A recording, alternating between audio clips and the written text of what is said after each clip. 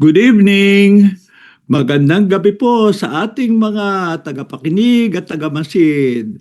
It's Saturday again, 7 to 9 to 8 p.m. Senior City Kwentuhan. Brought to you by Inet Philippines, Senior sa panahon ng COVID, Lapi Siso Channel, and PRRM, the Philippine Rural Reconstruction Movement. And since the year 2020, simula ng COVID, kami po ang inyong co-host. Ako po si Ed De La Torre at ang aking Tita kasambahay. Girly, Tita Girly, ever, as ever. Maraming salamat to. Maulan ngayon. Habagat. Talaga. Pero ang tanong namin sa isa't isa, ano ang magiging topic natin sa gabi ito? At napagkasundoan namin na gawin natin talagang balikan kasi yung last natin ay SONA. Ano? Ano kaya ang sasabihin? So ano yung nangyari na? So last time na ni-reply lang natin. So ngayon po gabing ito, looking back almost 2 weeks 12 days, no? So ang pag-uusapan natin dalawa, ano ba talaga ang sinabi o hindi sinabi? At future looking, ano kaya ang mangyayari? Kasi nga, State of the Nation address ito. Pero siyempre, yung paborito kong quotation, quid recipitur secundum modum recipientis. Anumang natatanggap, naalala, naiintindihan, ay batay sa anong interest mo, anong capacity mo. Kaya ay tayo dalawang senior citizens, may pagka-activist ang background at aktivista pa rin as So from that point of view, ano kaya ang parang kumintal sa isip natin, caught our attention? Yun ang pag-uusapan natin. Uy, linggo ng wika ngayon. Kaya Ah, dapat mas marami tayong Pilipino na gagamitin sa pagsusuri o pakikipagkwentuhan. nga pala, magandang reminder, August 19 po, na birthday ni Quezon, na siya rin ang nagtakda na pambansang wika. Sabi nung iba, Pilipino ha, hindi Tagalog. Oo, Para haluan mo Pilipino. ng ibang... Di ba hindi na sinabi ni Alex Ayala, nung tinatanong siya, paano ang pakiramdam mo pag ikay nananalo? Sabi nga niya, hindi po ang dapat ng tanong dyan, ano ang pakiramdam ng pagiging isang Pilipino? Yay, Oo, very good. palakpakan ng mga Sa Pilipino. araw na ito po, Oo. kahit maulan, Oo. ay mabuti lang araw ang yung gabing laban sa Toronto ay ako'y may meeting ay pag-alis ko sa ay second set pa lang eh. Mm. Kaya siguro, wow, enjoy na ako. Nanalo sa first set. Second set pala natalo.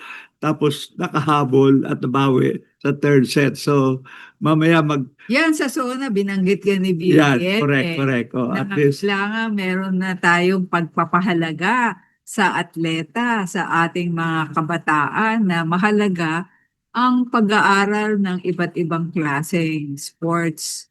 No, yung paglalaro ay hindi lang simpleng laro-laro tayo o maging atleta ka.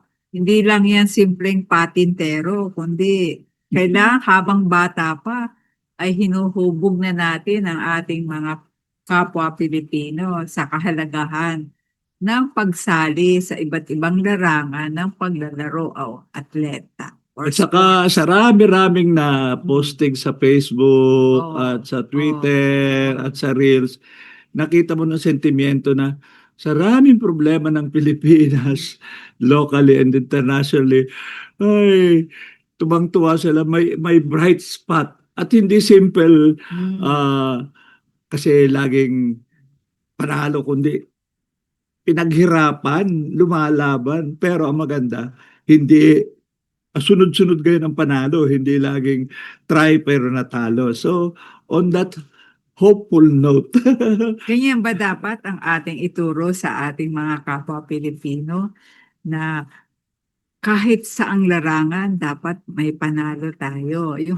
Yung pagiging matibay, pagiging matatag, di ba? at more important, kung nanalo, Yun. grasyoso. Yes. Even towards yung naging kalaban. Ganun. Sa palakpakan niyo, ang ganda ng laban namin ni ano, sino yun? Si McNally. Si Ganun. McNally. Pero sa lahat talaga naman ng larangan, mahalaga yan. Lalo na sa politika. So, Mm. puntahan na natin yung mga, ano bang na aalala natin dun sa SONA? Well, magsisimula ho tayo. Ito text lang, pero natatanda ro pinag-usapan natin last time. Ay malamang yung SONA last year ay mahiya naman kayo Oo. tungkol sa corruption, lalo-lalo sa flood control. Kaya sabi natin, dapat banggitin niya yun, otherwise sisingilin siya. And true to form naman, expectation, to his credit, ang naging unang ano ni BBM, ayan, nilagay ko lang just to recall. Inalis ko yung mga ibang pasakali. So simula tayo. Isang taon na ang nakalipas mula nung huli akong tumayo rito upang ilantad ba nakalagay? Ilantad ang katiwalian na discovery namin sa mga flood control projects. Gawa tayo ng malawakan at malalimang investigasyon. Masusi nating sinuri at sinundan kung saan tayo itinuturo ng ebidensya.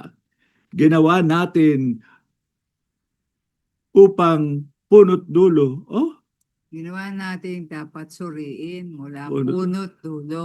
Mayroon ng mga mahalaga, mayroon ng nakasuhan at nakulong mga kontras dito, Kontratista. matataas na opisyal, pati na ang mga mambabatas. Pero ang laging tanong, banat tanong oposisyon, yung selective naman. Mga oposisyon lang ang binabanatan mo. Hindi yung kongreso, hindi yung kamag-anak mo. Yun ang naging news. Yun ang pasabog na talagang pinalakpakan ng Sino? lahat. Ayon ang ano yung binanggit niya, eto, nilagyan ko pa ng kulay Oh. At dumating na tayo sa punto na ayon ombudsman na, hindi na lamang speech, ay malapit na, pero hindi pa, malapit na ang paghain ng patong-patong na kaso laban sa dating speaker. Masakit man sa akin ito, ngunit kailangan nating gawin ang tama. Nako, hindi ako pangulo ng aking pamilya. Hindi ako pangulo ng aking kaibigan. Ako ay pangulo ng Pilipinas at ang tungkulin ko ay sa inyo, ang aking mga kapwa Pilipino.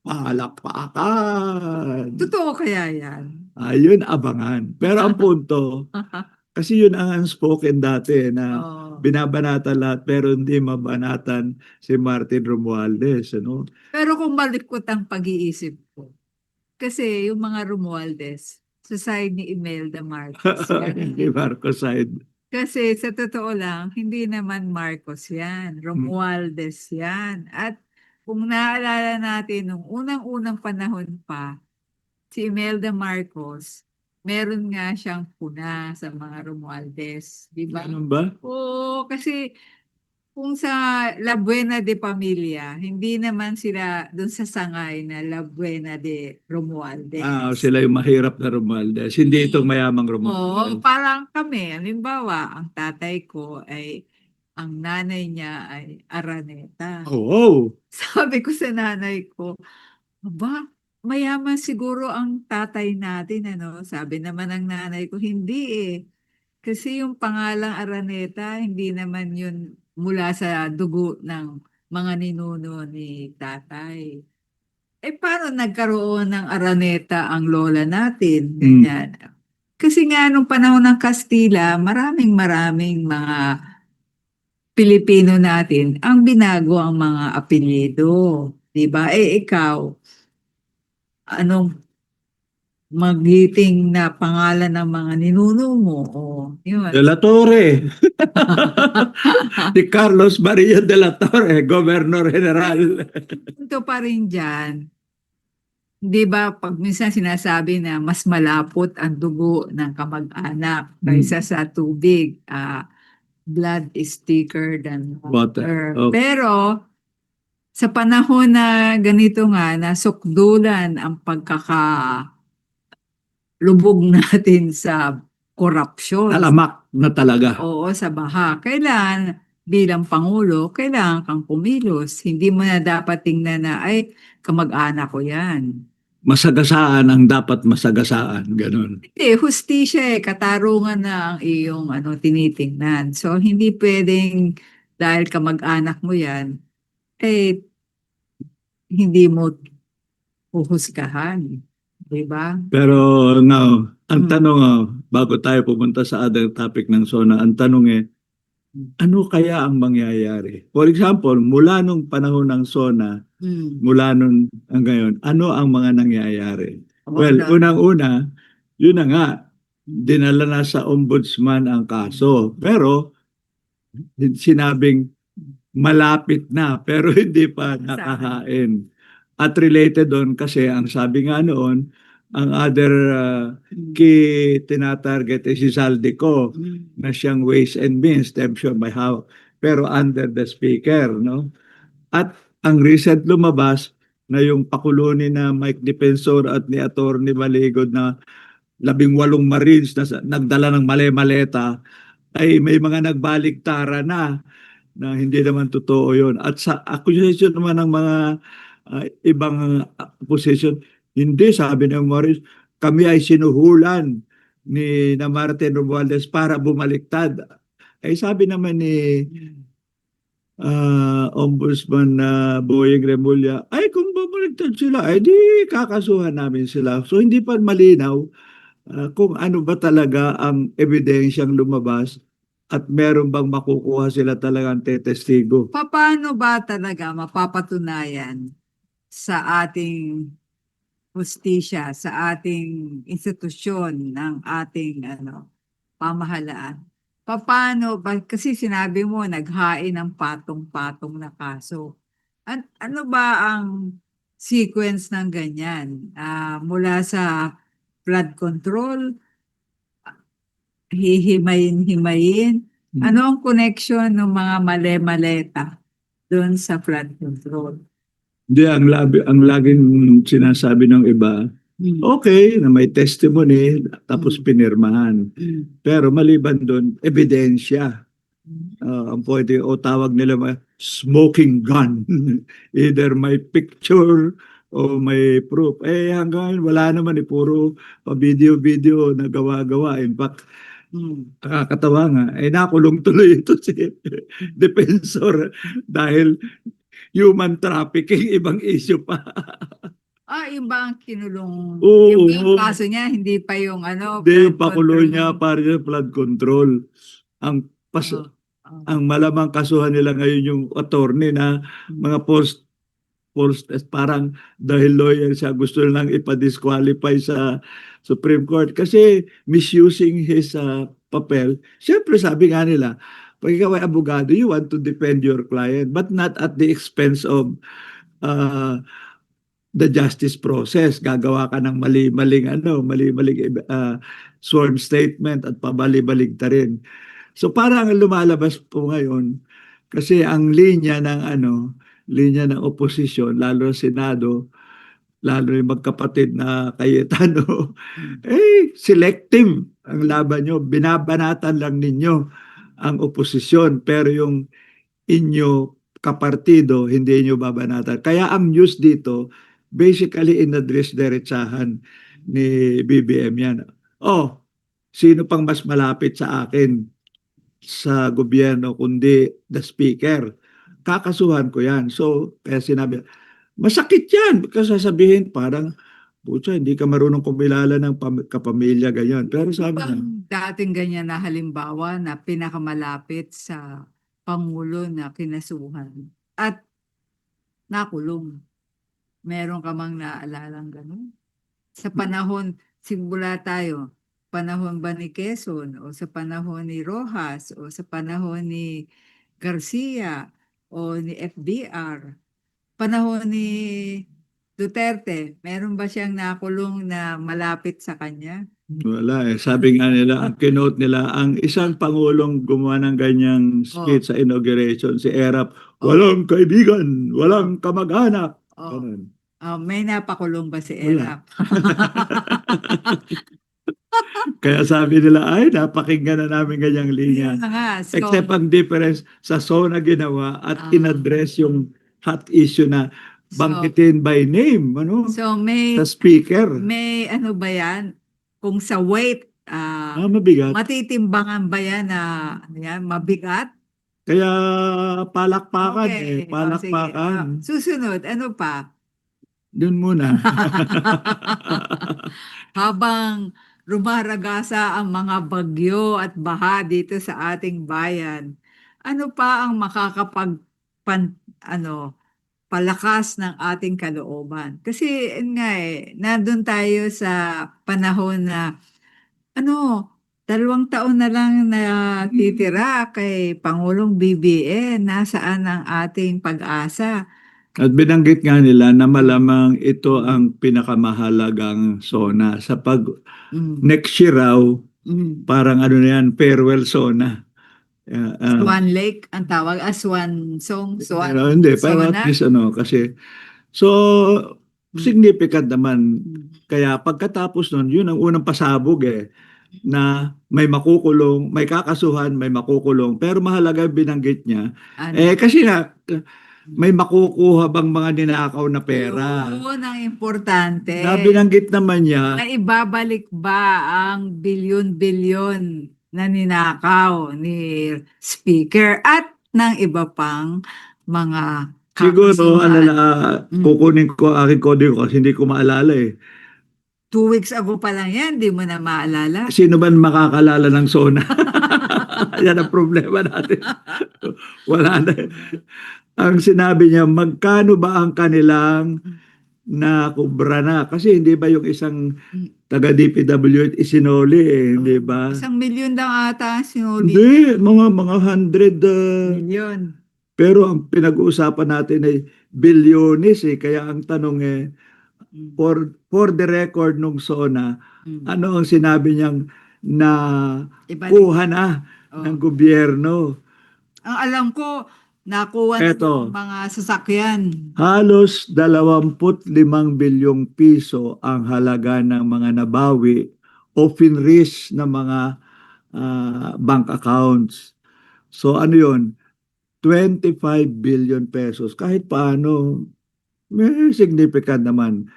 At of the 25 billion, 800 ang talagang nasa treasury na. So sa totoo lang, trillions o billion, naka 800. Kahit paano may nakuha. Ngayon, ibabalik ba uli yan sa totoong flood control? Yan ang related, gusto kong Mm. banggitin, Mm. fast forward na. Yan Fast alam mo forward. nyo, may Oh. Oh. may negative side yan. Kasi, Oh. alam mo nyo, ang Hindi ko po alam. ang pag-unlad ng ating Mm. macroeconomics, yung kabuang kabuhayan, Okay. ang isang malaking Mm. expenditure dyan, capital expenditure, no, puhunan, Mm. ay government spending, Hindi. including mga public works. Okay. Nangyari doon, Mm. sabi nga nila, Ninakaw. ini-stop. Hindi, maliban sa ninakaw, nagka-chilling effect. Ayaw mag-proceed gayon yung ibang mga proyekto. Oh. Kaya siguro, uh, fast forward lang ngayon, Mm. ano kaya ang mangyayari? Ang nangyari na po sa last quarter, Of this second year. quarter report, ang ating gross national Product. income na dapat ay 4% plus, Naging 2%. 2.3. Yeah. Nasabi nila maraming dahilan, pero ang isang malaking dahilan, Yan. nag-slow down ang government spending. Kaya ang pakonsuelo na lang ng ibang economists, hindi ka hahabol tayo sa sa susunod. Pero totoo 'yan, may dilemma talaga yung pag Kasi, hindi nag-spend at lalo na pag public works yan, it takes time, hindi makukuha ng halimbawa, inihintay natin na magkaroon tayo ng subway. mm, O, hanggang kailan magagawa yung subway na yan? Tapos yung mga expansion ng MRT, mga highways. yung mga highways, tsaka yung mga tulay. Hindi Kaya ba? kaya dilemma talaga 'yan. No? Yun Pero ang yun nga, downside. sa maraming pangyayari, kasi nga yung tinatawag na mga ekonomista, pag nagsasalita sila, hindi masyadong malinaw sa masa, ano ba talaga ang kailangang mangyari? Ikulong agad o bawiin agad? Siyempre sasabihin lahat, pareho. Pero yung mababawi agad, kunin na. Okay. Kasi iba yung Oh. medyo kakonsuelong nakulong, naparusahan. Mm. Pero nasa kanya pa rin ang pera. Example, Mm. si Bong Revilla, Mm. bilyones Hindi ang niya dahilan. sinuli. At tapos, not only that, Oh. yung dalawang Mm. justice ng Sandigan Division versus the chairman, binigyan siya ng palugit na for 1 million pesos bail, na-release siya. Hindi ba dapat nire-review yun? Dapat. Pero yun ang classic case na biro mo 1 million bail, pero ang kaso sa kanya plunder. Ang plunder minimum Non-bailable. oh, Oh. ay hindi pa raw. I think that is a classic case ng ano. Siyempre, ang iba naman enjoy na afterwards, nakulong si Corcoleta, nakulong si Jinggoy, nakulong at iba pa. Pero Makukulong pa rin pa kaya si Libiste? iba pang usapin yun. Solar power Kakasuhan na yun. nila na parehong nag medical consultation. Sa Hmm. Pilipinas, ang hilig ng mga kakasuhan, biglang nagkakasakit. Ano? Parang masyadong obvious naman yung mga ganyan. Pero that's it. So That's it. anyway, the Pansit. first the first 1/3 ang ating So kung ang tayo ay gagawa ng patakaran sa pag-aayos ng ating public spending. Halimbawa ngayon, trillion na ang budget ng ating pamahalaan. Tapos ngayon pa lang, matagal na nga raw yung flood control na yan. Pero last year lang nagkaroon ng mas malawakang investigasyon. Pero yun nga, ilan lang ang na ibabalik. Tapos nga, mangungutang pa ulit tayo para ituloy-tuloy yung mga public spending na. sa amin na nga lang sa nauhan, Oh, ganun pa rin. Nandun yung isang ghost, yung bakit isa pa rin? nalumso, yung pangatlo. At sigurado ako ngayon na umulan-ulan, malamang Baha pa baha rin. na naman sa amin. Ay, Kaya, nakakadismaya naman yan. pero ang punto ko, Oh, the rest siguro 2/3 oh. ng SONA, Mm. hindi na in-address itong broad, structural, ganun. Naging ang tawag, simplistically iba, naging populist SONA. Okay. Ang Bakit ibig sabihin ng populist? populist, yung Oh. tutugon ka sa felt needs, yung expectation na hindi big issues, kundi ano ang pangangailangan ng tao na may pwedeng gawin ang gobyerno para tumugon. So immediately, after yung pasabog na kakasuhan na ang speaker, babalik na ang mga ninakaw na pera, ang sinabi na agad ni BBM ay ang tinawag niyang uplift program. Ano yun? Ang uplift, i-lift up, iangat Iangat. ang medyo nalulugso. At anong immediate dahil nga sa giyera sa Iran, Mm. pagtaas ng presyo ng gasolina Okay. at diesel, at dahil doon, tataas lahat iba. Kaya ang una niyang punto after yung pasabog na yon, yung ginawa niya para Ano yun? ay yung ma-mitigate ng konti, mabawas-bawasan, 'di ba? Ano nga yun? Di nagbigay ng, 'di ba? Alam naman natin yung local Local government support fund. Tapos pagsaklolo sa OFW na kailangan makabalik. Maging konkreto tayo. Halimbawa sa Naga. Galing ba sa Local government local support government? fund. Oh, Pero related yun sa binanggit niyang isa. ano Maliban yun? sa giyera, maliban sa Oh, korupsyon, oh. talagang disaster prone tayo. Mga Okay. bagyo, Okay. lindol at iba. Okay. So sabi niya, hindi mo na mapiprevent yan Okay. kung merong isang mensahe na mag-build ng mga evacuation center na matibay at wag nang gawing ang eskwelahan ng evacuation center. At yun May ang naging nangyari sa Naga kasi ang Naga may malaking project na 500 million na nakuha somehow, na nila yung 500 oh, million. balita nga nang galing lang doon. Oh. Pero very careful si na Lenny, binigay pero inaayos nila ang bidding para otherwise baka magtanong, baka kukurakutin ka ganon, no? Bakit bumabaha ba sa Naga? Oo, hindi mo ba alam yung Naga River Basin? Hindi. Oo. At saka, Alam ko Bicol River Basin. pero Naga at saka Oh.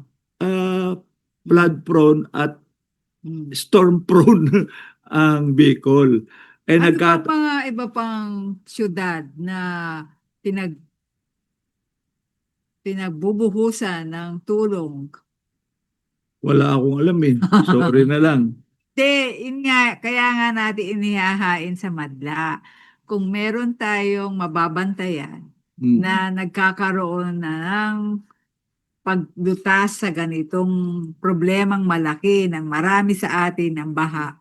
Kasi ang nakita ko the other day, yung sinasabi ni Mayor Joy Belmonte, Okay. na itong Araneta Avenue hanggang ano yon hanggang Maria Street, hanggang Tatalon. Mm. Yan, forever yan. Mga bahain. Hindi lang bahain, lampas Lubog. lampas tao hanggang ano, namamangka na nga ang mga tao diyan.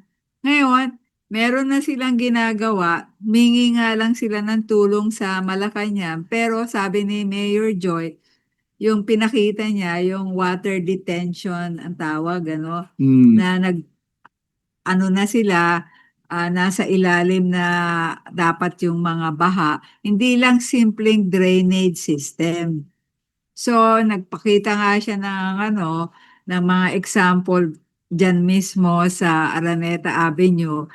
Yun nga lang, how long will it be completely finished? Tagal pa. Oo. Kasi talagang inano nila yung buong ano, kung saan dumadaan yung iba't ibang tubig at paano nila yan aayusin. Kasi ang alam lang natin yung malalaking culvert na doon dumadaan. Pero dahil nga maraming tributaries yung baha, kailangan talaga mas may tinatawag nga siya na citywide yung drainage system. Hindi lang isang kanto o isang kalsada, kundi titingnan mo yung buong ano, Quezon City, saan-saan ba diyan nagkakaroon ng problema. Halimbawa diyan sa Rojas District, Mm. ano rin niya, iba't iba yung contour ng tubig diyan.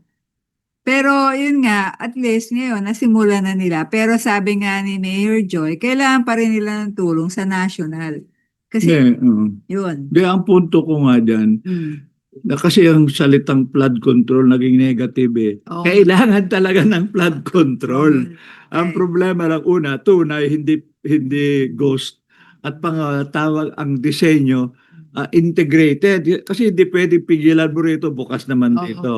Kaya double whammy, na wala na ang pera, hindi nagkaroon ng flood control program. Totoo. No? So, itigil muna namin, but that is one issue.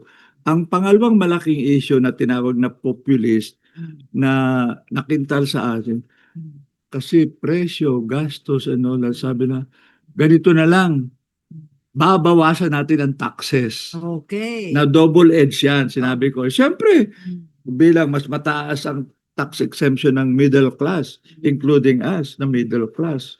Wala naman tayong income eh. Hindi meron naman kahit pa. Senior na tayo eh. Oh, Pero hindi, ang problema doon, binaba, Oh. exemption. Oh. Ang tanong ng iba, sige, pag binabaan, may relief sa mga mamamayan. Pero mababawasan ang income ng government. Ay saan niya kukunin yung paggastos? Mangungutang. Ayun, dahil ang Yun. dilema. Yes. Tax relief, kailangan. Pero, Paano ngayon ang kapalit? Utang. At yun ang nakita sinabing, hindi lang sinabing populist, medyo short term. Yan ang sinabi niya nung isang dating finance ni Pinoy. Siguro ni Pindo. Hindi, iba. Basta ang punto, panahon ni Pinoy, ang lagi sabi niya, makakatulong man pero wag at the expense of the next government. Hindi lang next government. Kaya ang laki na naiwan niyang pera kay Digong. Si Digong nang pag-take off, umutang ng umutang na umutang. Ngayon, ang sabi nila, hindi naman na kasing grabe nung kay Digong ginagawa ni BBM. Pero similar na, basta panahon ng aking administrasyon, may relief kayo. At yung kailangan pera ng gobyerno, uutangin. Ngayon, yung babayad, bahala na ang susunod na administrasyon. Yun ang sinabi nilang weakness ng mensahe rito na yung tinatawag ng relasyon ng debt to GDP. Yung pambayadan, normally, average sa buong daigdig, mga 40, may maximum 50%. Ay tayo nasa 60% na. Wala. Talagang yun ang masasabi natin, hindi masyado binanggit. Ang binanggit lang, magkaka-relief kayo sa tax, pero hindi sinabing lalaki ang utang natin at babayaran rin natin eventually yan. No? Yun ang isang weakness. Kaya Pero tinawag mahirap na maging presidente ng Pilipinas. Oo. Ano?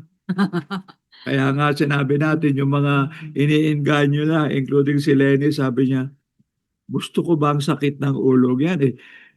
Mag-focus na lang ako sa Naga, at least baka manageable ang isang syudad kaysa isang buong bansa Pilipinas. na marami kang ano yun, mamanahing kargo at problema ng previous administration. No? Totoo naman. Ganun. Buti lang, Oh, maliban sa ang nanay mo nagkonsehal, no? di na siya tumakbo. Hindi na tumakbo. Ang tatay ba tumakbo? Oo, natalo as mayor. Mayor rin. Kami sa pamilya namin, walang kaambi-ambisyon na ano, Mahirap pumasok na. sa gobyerno. Oh, Ang napapasok tulad ko ay pabagsakin ng gobyerno. hindi na po. Hindi na po, hindi na po. Pag pinapag-aral natin, paano ba tumakbo ang isang department nung nagtatrabaho pa tayo sa NGO? Aba, yung Department of Agriculture pa lang na may 21 attached agency. Hirap. Hirap po na maintindihan saan ang priority, saan tayo tututok. Samantalang 6 na taon lang ang isang bagong administrasyon. Kaya hindi rin po talaga natin maisip paano natin malulutas itong mga minanang problema na bawat administrasyon merong idinudulot na kahirapan at yun nga, hamon sa ating mga mamamayan. At saka magagaling na ekonomista o development thinkers, lagi nagsasabi kung talaga may pagbabago, lalo na pag may reforma ng istruktura, realistically, mga ano yan, 30 to 40 years. Kaya yung mga nag-aambisyon, sabi, 30 to 40, 6, 6, naku, di kailangan 6, 6 plus 12 plus 18. Di parang 5 administrasyon. Ay problema sa atin, walang political party system. Kaya after all, sabi, wala na ba pag-asa tayo? Kaya ang iba sabi, mag-abroad na lang ako or mag-emigrate. Pero ang tanong, hindi naman dapat i-give up. No? Sinabi lang na hindi ganong kadali na mangako. Nagbabago. Pero to his credit naman, sabi nga ng iba, alam niyang hindi niya kaya na mangako na, at least i-address mo yung kakayanin mo. Pero, siyempre, hindi spectacular, hindi people expect more. Pero kung yun ang kaya lang, hindi yun na lang muna. Kalahating oras na natin, naubos natin. So, ano pa bang mga sinabi na meron pang liwanag sa ating 2 nalalabing taon ng kanyang administrasyon? Maraming binanggit pero Hmm. may dalawa akong personal na priority. West Philippine Sea. Hindi, mamaya yun ang huli. Yun ang huli. Yun ang susunod na palakpak eh. Okay. Ang Ano pa? una na Nabanggit, thank you, pero disappointed, walang masyado binanggit. Ano? Coconut. Oo nga pala, yung ating nyog, the miracle tree. Kasi ang problema, binanggit, inulit naman ho na 100 million ang i-replant. Pero ang punto riyan versus yung tinatawag na populist, kagyat-kagyat, tax relief, taas ang sweldo, ganyan. Ang tawag po niya ng mga ekonomista, industrial policy. Dapat ang gobyerno, Mm. hindi yung old style na, bahala ng private sector, mga investor. Oh. Dapat merong investment ang gobyerno, may incentives para may processing na binibuild up yung capacity ay ng Pilipinas. Ay ang coconut to, marami tayong nyug, malaki ang market abroad, may maraming kumpanya, pero walang industrial policy malinaw. Bakit? Ayun ang problema dahil for a long, long while, karamihan ng mga ekonomista sa Pilipinas, lalo na yung nag-aral sa UP ganyan, ang dominant isip nila ang tinawag ay neoliberal. Privatization, deregulation, let the market decide. Ang tawag nila dati ho, Washington Consensus. Pero the good news, bumebelta na ang concept ng industrial policy. Ay akala ko sana may mangyari. The good news naman, after the SONA, may mga initial initiative na magkaroon hindi lamang ng increasing planting, kundi mag-develop na ng High new value. products, high value, including yung pinuntahan ko sa Quezon. Hindi lamang usapin ng BCO, kundi later, even yung milk, Skim milk, skim milk, coconut milk. at saka yung sina Agnes na yung magagamit ang bunot, gagawing mga Building cardboard, materials. building materials. Kasi without industrialization po, walang mangyayari. Yun ang isang missing. Pero pwedeng may panimula. Ang pangalawa ron na controversial, nabanggit ang Paxilica na ang idea ang iba't ibang mga bansa for their own reason, lalo banggaan sa China and all that, gusto nilang mag-invest sa Pilipinas para dahil tayo may mga minerals, ganun, na makaka-develop tayo ng mga semiconductors at mga chips. Hindi yung assemble lang tayo, gagawa mismo. Nabanggit ng konti, may reaction. Pero sinasabi ng ibang mga economists, may potential yan. Pero Di pa. parang panimula lang binanggit kasi may controversy agad eh. Pero di pa na binanggit niya. Pero ang pangatlo, Ano? na related sana dyan, yung power natin. Ang problema, alam natin, isa pinakamahal na kuryente sa buong Southeast Asia, ang Pilipinas. Yes. Ay ngayon ang hinabol mo na, relief lang. O sige, hindi na isasama ang bayad sa systems loss sa charge. Ay kailangan pambatas doon. Pero hindi yun lang ang problema. Kulang ang capacity natin. Ano ba yung systems loss? Ang system loss ito sa power, may generation, yung Okay. planta, hydroelectric, Okay. solar, doon ang galing. Pagkatapos, transmission, mula doon, kung bilang sama yun, ay kailangan yung, ano yung tawag nun? Hydro? Hindi, yung Thermal? geothermal. Thermal. Ay paano aabot sa Ilocos at iba? So dapat may grid ka. Yun ang transmission over long distance. Mataas ang Pero pagkatapos pagbaba doon, may systems loss. hindi, bababa, down yung voltahe, distribution. So generation, transmission, distribution. Ngayon, ang ibig sabihin ng systems law, sa proseso may mawawalang konti. Pero lalo na sa distribution, kung bilang bumili ka ng isang, sabihin natin 100 kilowatt cost so much, pero hindi mo maibebenta lahat at mababawi yung binayad mo sa generation transmission dahil system loss. Ibig sabihin, merong nagnakaw ng kuryente, hindi ayos ang ay normally po, ang system loss, isinasama sa binabayaran. Sa consumer.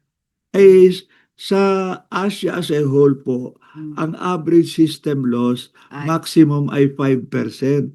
Ay sa okay. atin, including Meralco, kuminsan umaabot ng 14%. Okay, so yun, pinapasa sa atin. Oo. Ay ang palakpakan rin lahat, hindi na ipapataw sa consumers ang system loss ay kailangan pala ang batas. Oo nga, Wala pa. yun yung EPIRA. Oo, kaya kailangan Meron. pero ang punto ron, kaya Mm. binanggit niya the other controversial, buksan na natin ang ating isip na noong kasi nga naging controversial at Nuclear power. yung nuclear sa Bataan na inilagay sa lugar na may earthquake. Pero sabi niya may mga bagong smaller nuclear plants.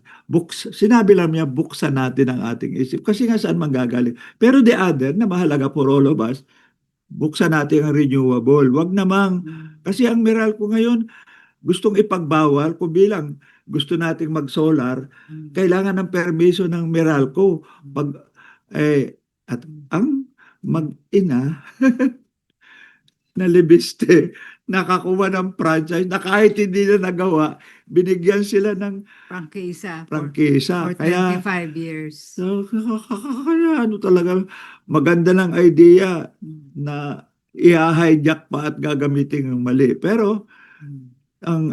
ang renewable energy ay isang possible source, including, di ba, nakwento natin, Malapaya, hindi lang Malampaya, nuclear. hindi lang yung nagsabing mga Hapon pumunta sa Sa cruise PRRM na sila emission po ay fuel nakagawa na ng technology. makina Yeah. na pwedeng mag-produce ng electricity. Sa mga Ang islands, fuel ay coconut. crude coconut oil o Yes. biodiesel. Hindi kailangang petroleum. So, ay ang rami nating coconut. Bakit hindi sinabi yan ng BBM? Hindi ba niya alam yan? Yun ang sinabi ko. Oo. May nabanggit na konti, maraming hindi nabanggit. So, kulang ang briefing.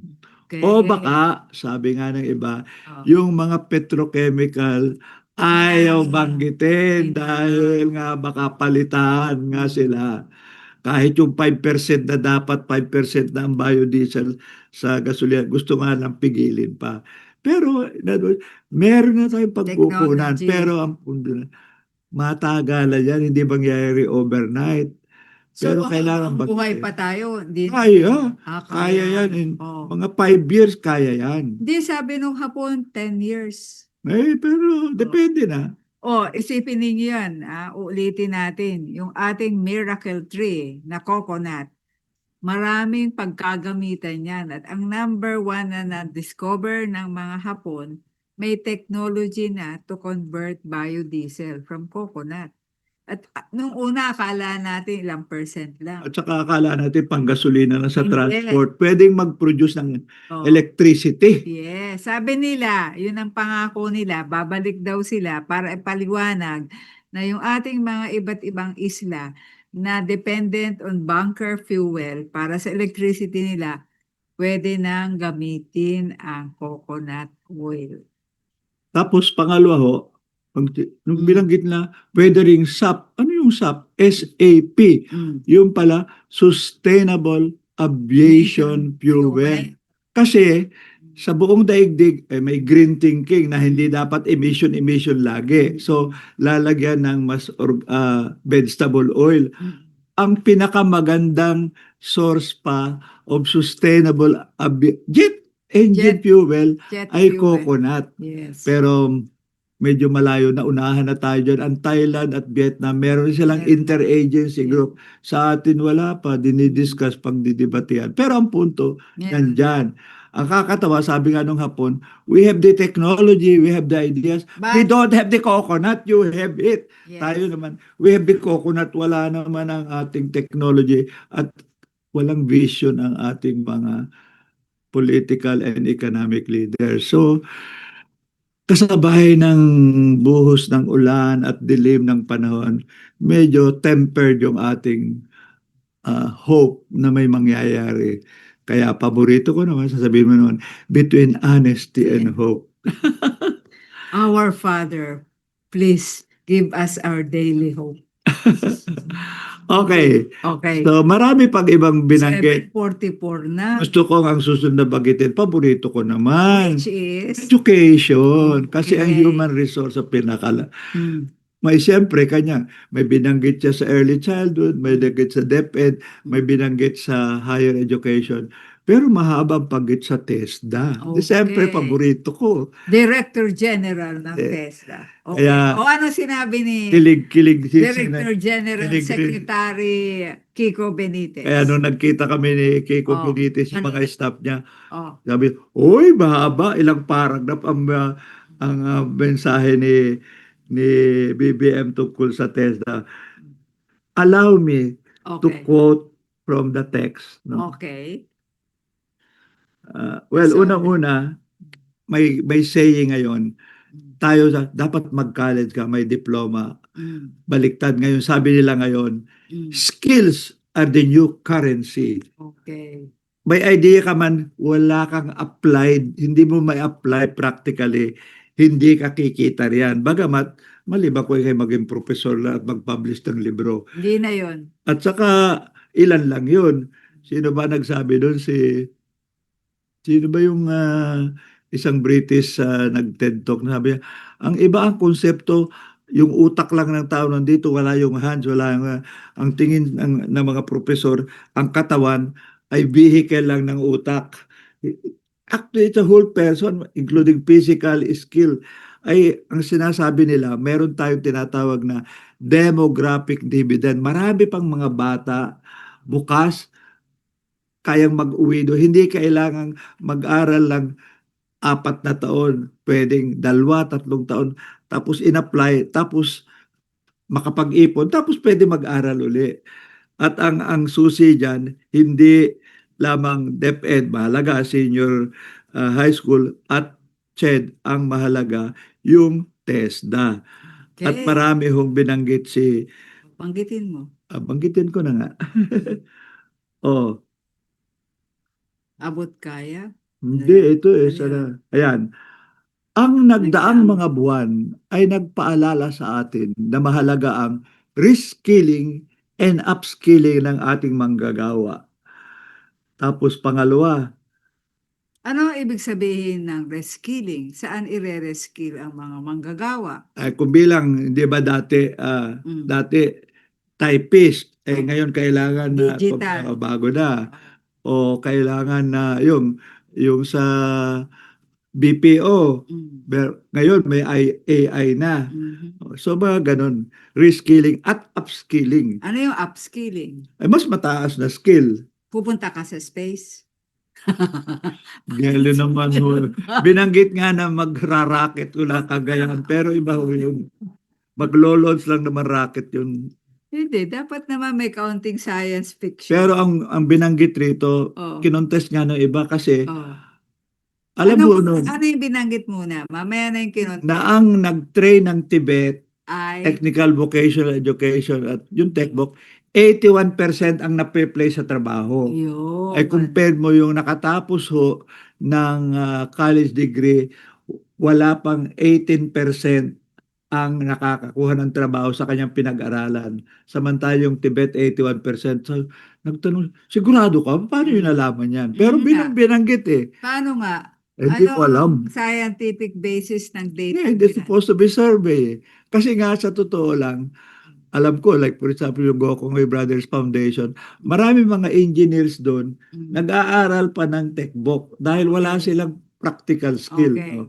Ay dahil sila empleyado na ng Gokongwei. So, kumbaga, tinrain sila for a job that is already there. Hindi pa sila maghahanap ng job. No?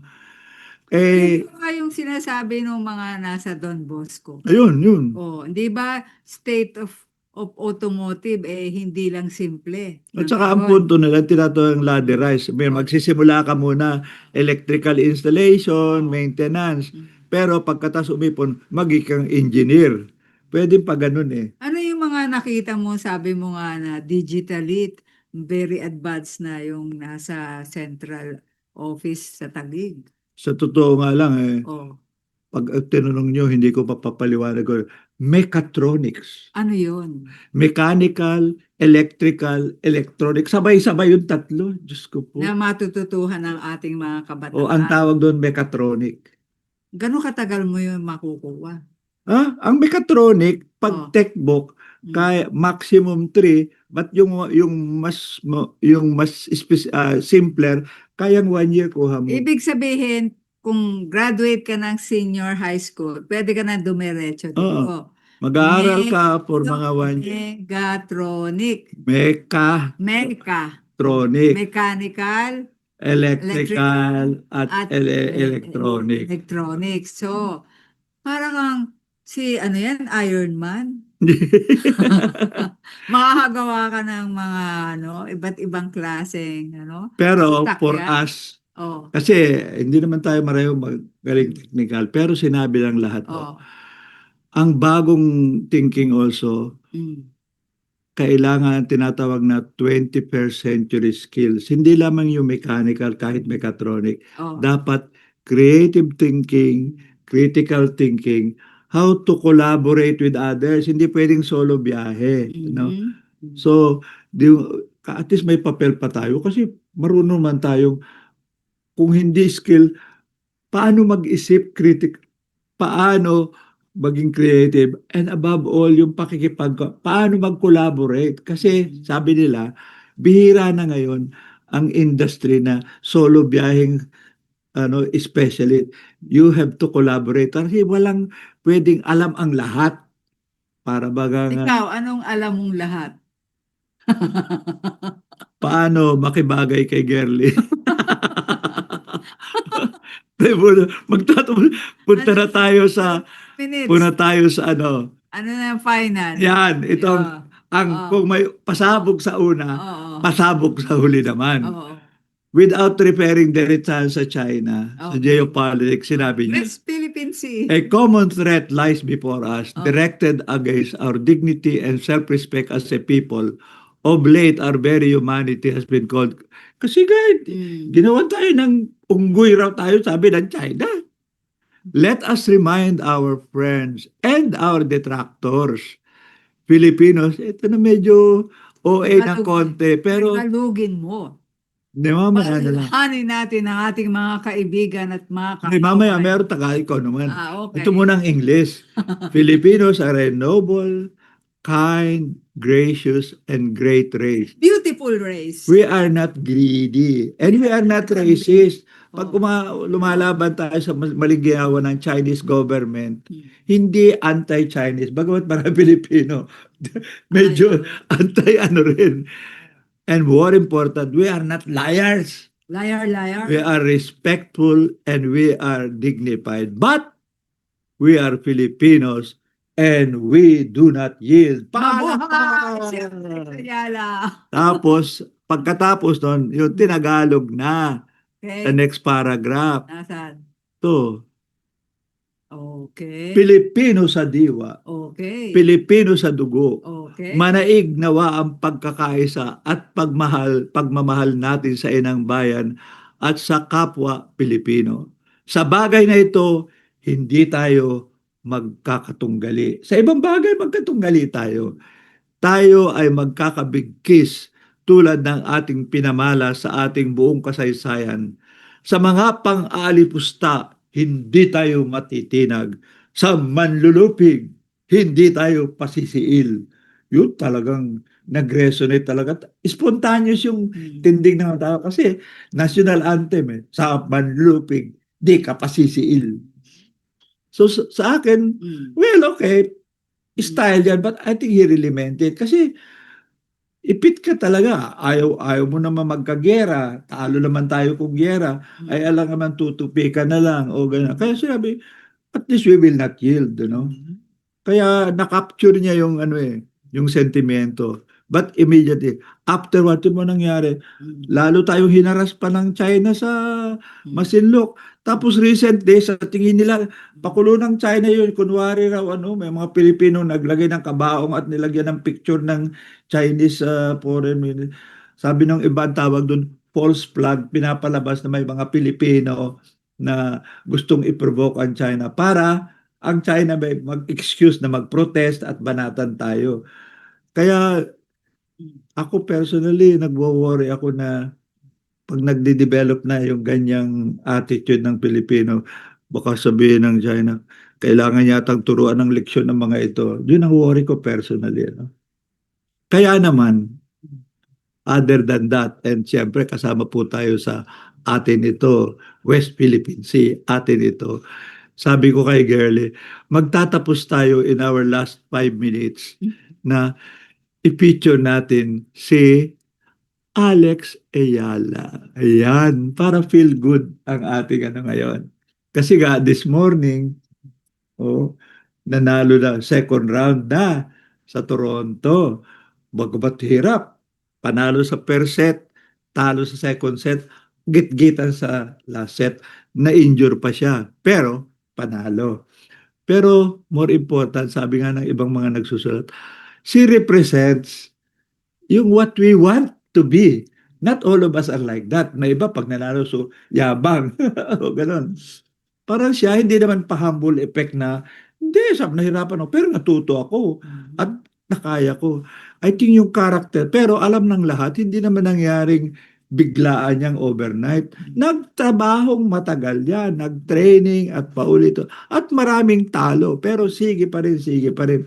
I think yun ang mensahe na may konting nahagip si BBM sa SONA pero hindi ganap. Yung sinabing marami tayong challenge, sinabi we're a noble race, pero may kakayahan tayo. Pero hindi madidevelop yan pag hindi suportahan ng gobyerno at hindi bibigyan ng opportunity. And more important, marunong tayo how to, hindi lang, iba yung ano hindi ka pasisil, hindi ka give up. We must learn to think and how do we handle na manalo. Yung how to be gracious, wag hindi magmayabang, at use our victory and achievement para not only to keep our hope alive, but to encourage also our fellow Filipinos na kung nakayanan ko, kakayanin rin yan. Magtatrabaho lang tayo. Hindi yan binibigyan as a blessing na parang babasbasan ka lang. Anong take mo dyan? Ba, ang isang teko dyan, sa buong mundo, lahat ng Pilipino, dinumog nila lahat ng kanyang laro. Ibig sabihin, at dala-dala nila ang kanilang bandila. At tunay na kahit natatalo si Alex, tuwan-tuwa pa rin sila. Pero ang significant doon, pamilya-pamilya yung nanonood ng match niya. Hindi nga marunong ng tennis at Oo. nag-cheer at the wrong Oo. time. Oo nga eh. So, sa akin, napaka-significant niyan na how can just one athlete, one girl, inspire a whole nation across all these countries that we are cheering her no matter what happens, kahit umuulan, kahit practice, andun sila. And spending hard-earned money kasi hindi mura ang pumunta diyan sa mga matches na yan. Lalo na pag marami pumupunta, so may resell. Yeah. Pataas ng pataas ang presyo. Yes, yes. Mula mga $100+, nagiging iba yung 900 na. Sobra, no? Parang kung merong phenomenon yung BTS, no? Lahat halos ng concerts nila ay sold out. Itong kay Alex Ayala, isang napakahusay na bata, pero sold out lahat ng games niya. At pamilya-pamilya ang pumupunta, hindi lang yung the very rich or like those who can afford. Nag-iipon yung mga Pilipino para mapuntahan ang lahat ng kanyang games. May sa Oh. philosophy noon, Oh. ang natutunan namin, Oh. what is the best proof that it is possible because it has happened. Ang problema kasi sa atin, we talk of broader issue, ang kasaysayan ng Pilipino, in many ways, social issues, political issues, kasaysayan ng pagkabigo, Oo nga. pagkasiphayo, pagkakamali. That is true, Ron. Wala tayong ilusyon. Bihira ang ating kwento ng nagtagumpay. Especially yung pagtagumpay, pagkatapos try again, saka nanalo. Hindi biglaan. So I think yung kwento yung kanya, it takes time, it takes hard work, but it takes support. Pero bottom line sa loob, yung tibay ng loob, buo ang loob, hindi ka nagdi-despair. At more important, you learn, yung learning, pinag-aaralan niya paano mag-adjust, no? I think yun ang sona ni Alex Ayala. Problema nga, may nagsasabi na Alex Ayala for president. Hindi ho ganun. Presidency is not the only platform para ma-inspire at maturuan ang ating kababayan. Ang mahalaga, sino man sa atin that can accomplish something, hindi lang para sa ating personal yan, sa ating pamilya, kundi we really need as Filipinos, sino man kayang ma-achieve. Para sabihin, as a people, meron naman tayong ibubuga. Meron tayong contribution sa mundo. Pero tanggap natin, marami tayong pagdadaan ng mga problems, trials, at mga challenges. Pero I think yung note na yun ang gusto nating ano yun, para mensahe tungkol sa SONA, no? We should never give up on our capacity as a nation, as a people. But we do not deny that we have plenty of challenges. And we see, sa kababayan natin, marami tayo kinaiinisan rin natin, na sabi na, paano ba tayo dyan? Pero ang punto, let us focus also on the bright spots. And occasionally, from time to time, merong sisikat na spectacular. So, maraming salamat. I think ang counterpose sa ating reflection sa SONA ay yung kwento ni Alex Ayala. Yes. No, I think kaya maraming salamat, Alex. At saka, May iba binabanggit na nga na kasi Alexander, ginawa ng Alexander the Great. Hindi naman. No. So, on that note po, we want to end this reflection on the SONA, the state of the nation as a people, our skills, our attitude, our hope, no? And special thanks for people, hindi lang siya, yung ating Paul Volter, yung mga ibang athletes, sina Obien, and other professions, dumadami na. scientists and all that. But of course, especially itong women's tennis sport kasi lumalaki ang following. Ano? Kaya on that note, maraming salamat for the inspiration and for the boost of hope na sana'y Parang pagising ko papil, sa umaga, papil natin. alam mo na may game na si Alex, gigising ka ng maaga at ipagdadasal mo, sige Alex, ipanalo mo ang ating bayan. Kaya muli, yan ho ang ating Senior City Kwentuhan tungkol sa topic na SONA. Ano ang sinabi at hindi sinabi? Ano kaya ang mangyayari at sana ay mangyari? Ito po muli, maraming salamat sa ating sponsors, Inet Philippines, Senior sa panahon ng COVID, Lapis Sitio Channel, and the Philippine Rural Reconstruction Movement. At maraming salamat sa ating next generation technical person like si JM. At maraming salamat sa ating tagapakinig at tagamasid. Please enjoy the rest of the weekend. Maraming salamat sa ating lahat.